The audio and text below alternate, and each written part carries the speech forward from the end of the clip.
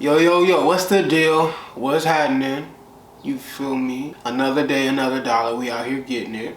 Early morning recording because I got some shit I want to do today. So I figure I'll go ahead and get this out the way early. The kids are at school. And yeah, man. So basically what's on my mind and heart today, my mind, body, and soul, is I was going through the internet and it was just starting to bother me, and I figure I'll talk about it real quick before I let it fester. Here's the thing, man, especially after posting that little video about Martin Luther King Jr. and the stuff that I was dealing with my kids, plus the fact that I haven't smoked in a while. It's just, I just been thinking about my position in the world, as I would call it, an American slave. As a man with brown skin, as a citizen of America, a brown-skinned citizen of America, I am the man without an identity. I am the man without a home, the man without a country, the man without an army, the man without government. I am a roommate in somebody else's house. I am a visitor in somebody else's home, a permanent visitor, a prisoner, if you will. And all of this is true, but I choose not to cry about it. I choose not to do whatever it takes to escape it, because the reality is there is no escaping it. As soon as I got on YouTube, one of the first things I seen was a video of this guy. He was a fair-skinned guy. I don't like to be racist. I really don't. And racist for me means I don't like to see the world in colors, or I don't like to see humanity in colors. That's what racist or racism means to me. People who identify humanity or associate humanity with colors. I don't believe that's how you should associate humans, or how you should identify humans, by their color. I like the idea of identifying humans by country, by culture, by traditions. Unfortunately nowadays though, it's hard to just look at a person and know who they are, right? Maybe back in the day, or even in smaller towns, smaller countries, it's very straightforward, you know. Oh, these type of people wear those type of clothes. These type of people eat that type of food, right? You always hear the term, like, are you talking native Indians or the Indians with the dot, right? I mean, there's certain type of identifiers for certain groups of people, but unfortunately, let's just be realistic. I'm not saying this to be evil or pessimistic. Understand my logic here. Understand how confusing this system, this idea is, right? It's very confusing. America is a melting pot of all types of different people. America doesn't necessarily have a positive tradition, right? Like, you can say, oh, he's American. I can say, oh, I watched this video of an American guy talking to another American guy. That's not going to paint a picture of who the fuck was in that video, is it? So unfortunately, I have to say white man or black man, because America isn't specific enough. It's not a specific identifier. And I'm not at a stage in my life where I can change that yet, right? I don't have the knowledge to change that yet, and I don't have the influence to implement my ideas. So I just have to do the best that I can with the tools that I have, okay? And that goes for anybody. I can't just say, oh, this person was European. I can't just say this person is Caucasian. I can't say that, because that paints a different picture. Like, if you're really intelligent, you know that a Caucasian person is from Caucasus. If you're really an intelligent person, you know a European person is from Europe. That's not going to paint the picture of this video that I saw. So with that being said, as soon as I got on YouTube, one of the first videos I saw was a white man, a younger man, asking an older white man, hey, what do you think the biggest problem in New Orleans is? Or Louisiana, some southern state, right? And the old white man says, as he's getting into his truck, he says, the niggas. The niggas, they're ignorant and they don't give a shit. I just want to speak on how that made me feel, and I just want to speak on the whole thing in general, okay? So, it hurt me because, well, I'm a nigga, and I'm a father, and I'm a husband, and I'm all these things, right? And I try so hard. I try really, really hard to be the most respectable, the most honorable person that I can be. I'm 30 years old. I spent my whole life being respectable and honorable. Believe it or not. Was I a child? Yes. Did I do bad things like children do? Yes. I believe that every human has to go through that stage. I feel like humans learn by figuring out what doesn't work. Humans don't learn by doing what works. That's not how they learn. You have to fuck up and fucking stand on the line of death or stand on the line of fuck up in order for you to learn and grow. So yes, I made mistakes. But I don't gang bang. I wanted to gang bang, but my life is not my own. The gangbangers that I looked up to, that I wanted to hang out with, well, they wouldn't let me gang bang. They saw something in me. They saw something different. They protected me. I owe them my life. I've worked a full-time job since I was 18 years old. Off and on, of course. Sometimes it's my fault, sometimes it's not. I've done my hardest to take care of all my children the best that I could. The only time I did a jail sentence was a year in prison. And I turned myself in because I felt bad about the crime that I committed. I told him myself, no police was looking for me. Nobody really even knew that I committed the crime.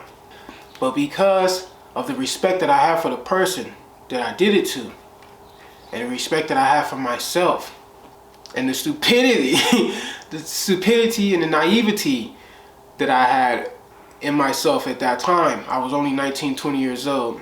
I thought the truth would set me free. I honestly didn't think I would do jail time if I just told the truth and explained my situation. Because the reality is, I wasn't the only one at fault in that situation. But it is what it is. I'm saying all this to say that even though I did all that to become the best man that I can possibly be, I still get treated like a nigga. I showed up to work every day when I was an electrician. Every fucking day, on time or early. I worked my fucking butt off. Every fucking day, bro. I took shit from people. I didn't say anything negative. I turned the other cheek. And I did what the fuck I had to do every day. And I was still treated as a nigga. My children, the sweetest children you ever did see. Okay? Very sweet. Very loving, very kind. Too loving and kind. Almost like me. Right? Because you gotta remember, their father was groomed by an older woman at a very young age. At 12 years old, I was groomed by a woman. And I say that not to get sympathy. I just say that to show you how young and innocent and naive I was. And I'm trying to paint a picture for how young, innocent, and naive my children are. I didn't come out the pussy no hard-ass kid, no gangsta-ass kid. I'm not no gangsta-ass man. I'm just a very angry man, and I am a man. So therefore, shit can get dangerous because that's my job. My job is to make shit dangerous, if need be. To protect what I have created, if need be. That's my job. Everybody knows this. Every man on this earth knows that that's their fucking job. It doesn't matter how civilized we act. The most civilized era of Black America is also the most attacked era of Black America. You know, you got these old white people who were alive during the time of the 1960s and the 1970s, and they have the audacity to talk down on us nowadays. When you killed your peers who were trying to do something positive for us. our grandparents who are trying to set a positive influence for us so that way we wouldn't have to be ignorant young Negroes. You attacked them, sabotaged them, murdered them, and then blamed the slaves about it. You guys blame the slaves for everything. You guys take full control over this whole country, and you guys are trying to take full control over the whole world.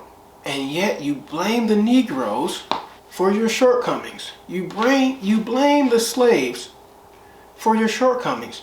As the master of a situation, as the master of a country, as the master of a group of humans, you would think that if you wanted a different result from the people that you control, then maybe you would just make them act differently.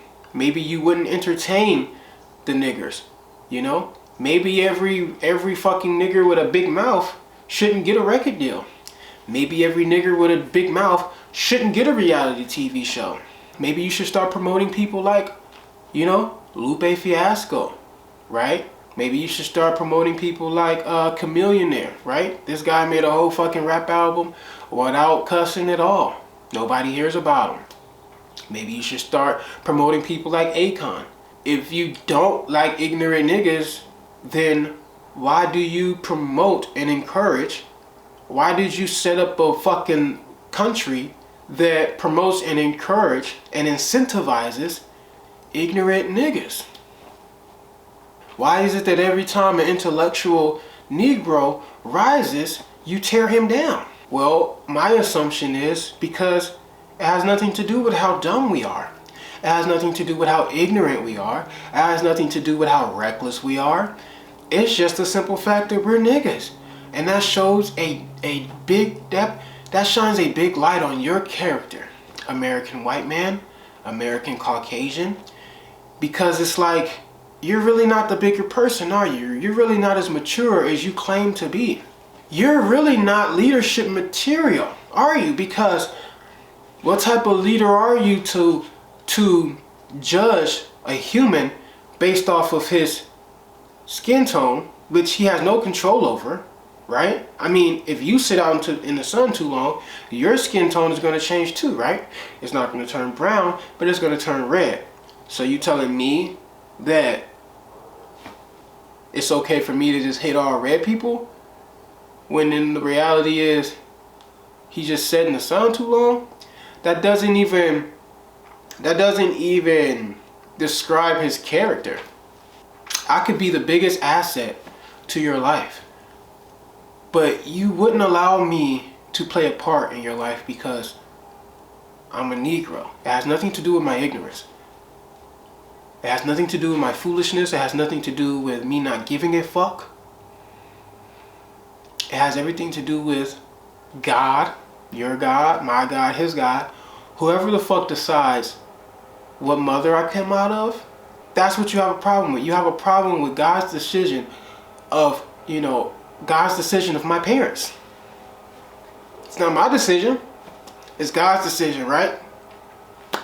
It's God's decision of my parents. I did not choose to be born a Negro, but I am a Negro. And there's nothing I could ever do to make you like me.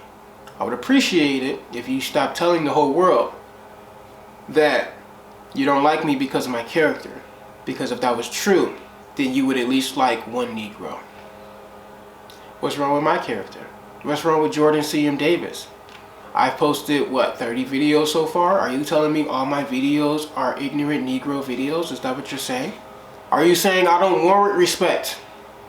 Are you saying that I don't present intelligence? Is that what you're saying? I feel trapped. I feel trapped, and I feel like my children are trapped. I feel like my children, my family, is fucked up.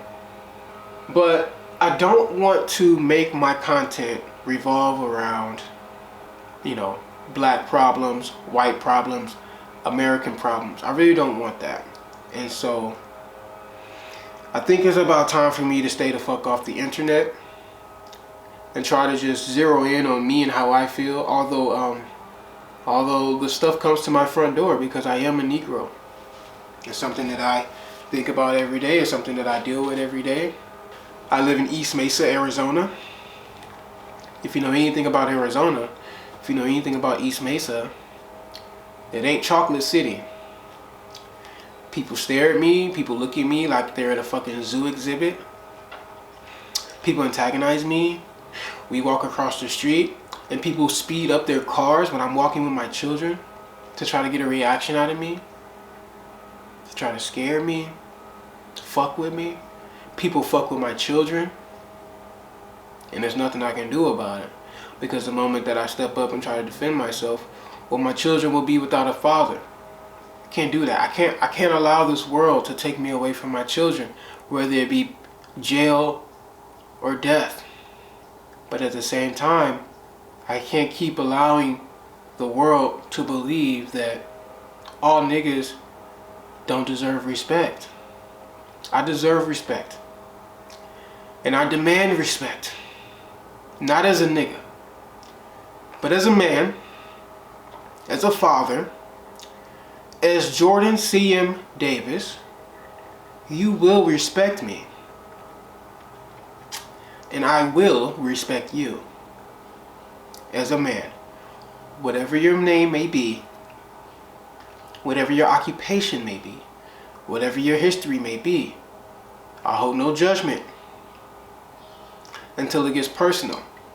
As long as you don't personally affect me, I will not personally affect you. And we should be able to keep it as such until we find a solution to this problem. I don't want to be an American any more than you want me to be an American. I don't. Unfortunately, though, I don't have any place to go. And that's not my fault. That's your ancestors' fault. That's not my fault. If you're going to be mad at somebody over the niggers, then you need to be mad at Paw Whitey, not the niggers. You need to be mad at Paw and Grandpa and Great-Great-Grandpa White Man for bringing these niggers over here and enslaving these niggers and now not allowing these niggers to be respectable human beings. Because all throughout history, it's evident that niggers just want to be fucking respectable human beings. We're not intentionally, it's not our ideal to be ignorant. But guess what?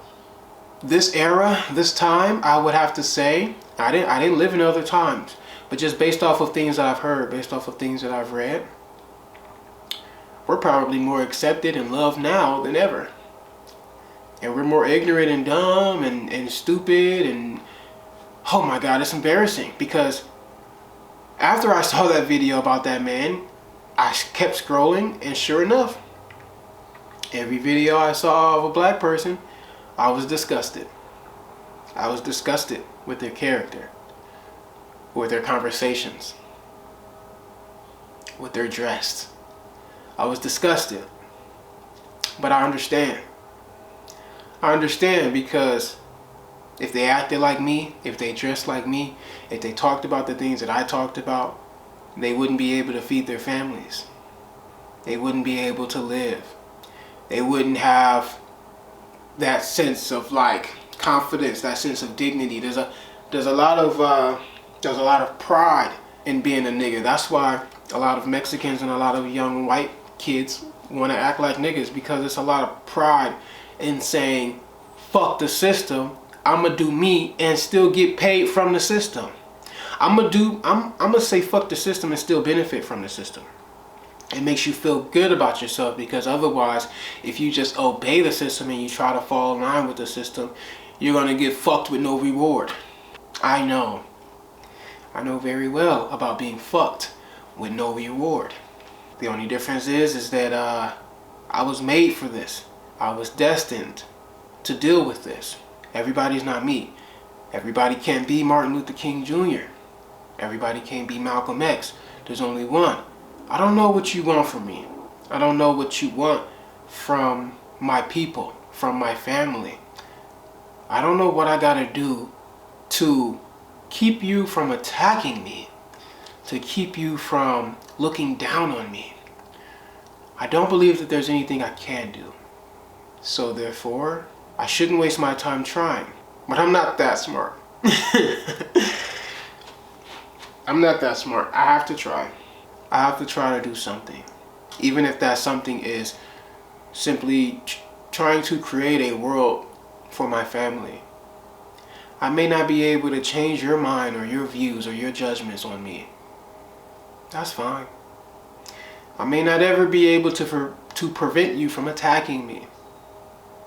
That's fine. But I must find or create a safe place, a comfortable space for me and my family. That's important. That's truly all that matters. And I have to really start focusing on that. It's hard. This life I live is very hard and it's very scary. It's very angering. You know, self-control is not a common human trait. I didn't really understand that when I was younger, but as I get older, I understand that that's what actually makes me a lot different from a lot of people. The majority of humanity does not have self-control. White or black. It's really hard to not allow these external energies to affect you internally. I don't blame anybody. I don't blame that little girl at the park.